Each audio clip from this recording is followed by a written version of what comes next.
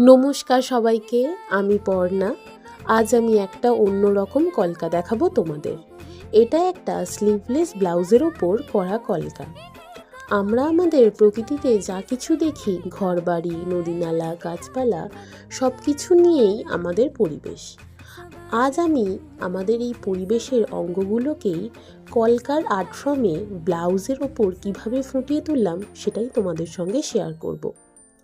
আমি যেই ধরনের কলকার কাজ করে এসেছি সেই সব কলকার কাজের থেকে এটা সম্পূর্ণ অন্যরকম একটি কলকার।